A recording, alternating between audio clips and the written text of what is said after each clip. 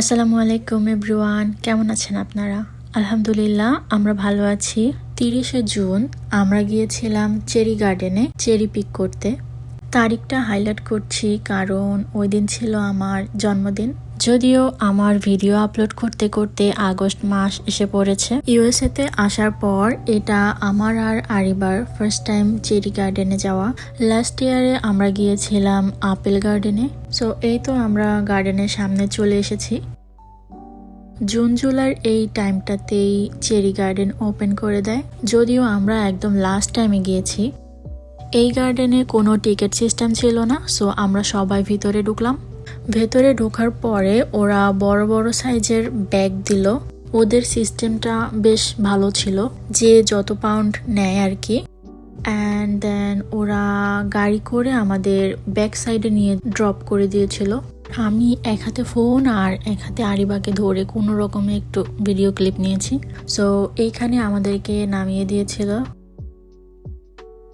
এই তো গাছে প্রচুর প্রচুর চেরি আর প্রচুর প্রচুর গরম।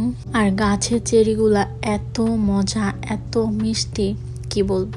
নর্মালি দোকান থেকে কেনাগুলার থেকে এগুলা একটু অন্যরকম টেস্ট। এগুলা অনেক বেশি মজা। ভাইরে ভাই, ওই দিন এত গরম পড়ছে যে আরিবার মুখ দেখেন একদম চেরির মতো লাল হয়ে গেছে। চেরি খাচ্ছি আর ভিডিও করছি। মাশাআল্লাহ, দেখেন কি সুন্দর লাগছে। খাবো আর কি বলেন, দেখেই তো ভীষণ ভালো লাগছে। আরিবাকে বলছিলাম গাছ থেকে তুমি নিজে ছেড়ো। ও প্রথমে ছেড়েনি, কিন্তু পরে দেখলাম যে নিজেই ছিঁড়ছে, আবার ব্যাগে ভরছে, আবার ব্যাগটা টেনে নিয়ে তার বাবার কাছে দিচ্ছে। মাশাআল্লাহ, আল্লাহুম্মা বারেক। সবাই মাশাআল্লাহ বলবেন। বাচ্চাদের কিছু দেখলে অবশ্যই মাশাআল্লাহ বলতে হয়, আমরা নিশ্চয়ই জানি। কিন্তু দেখা যায় যে শয়তানের ওয়াসওয়াসার কারণে আমরা অনেক সময় বলি না। আসলে এটা একদমই ঠিক না, সেটা বাচ্চাদের ক্ষেত্রে হোক আর বড়দের ক্ষেত্রেই হোক না কেন।